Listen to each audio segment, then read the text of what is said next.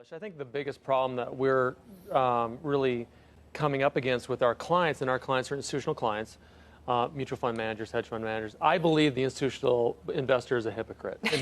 And here's why I think they're a hypocrite. When you go in and talk about strategy or talk about owning stocks, they're so afraid to be wrong, they don't want to be right. Every single thing has to be perfect with respect to quantitative, macro, and all add up and double underline it.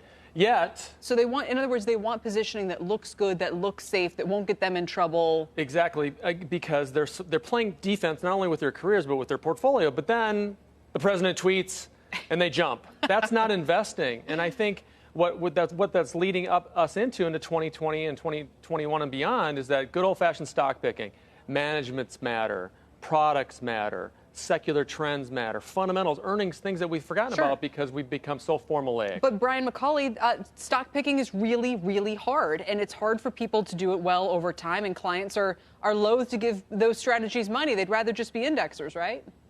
Well, sometimes that's true. At the Hennessy Focus Fund, perhaps Brian would have less criticism for us. We own about 20 stocks. We hold them on average for about 7 years. So we take a very long-term approach, do a lot of fundamental research, and really anticipate holding many of these businesses through economic turbulence. And so we try to align ourselves with the right types of businesses that can do well in that environment. If you don't mind, I mean, give us, a handful of those names then that you think investors could own right now for several years. Certainly. So a couple of names that we're quite excited about are CarMax, the auto retailer, O'Reilly Automotive, an aftermarket auto parts distributor, and Hexcel, an aerospace parts manufacturer. You're not worried about the softness in the auto market that we're seeing a little bit lately?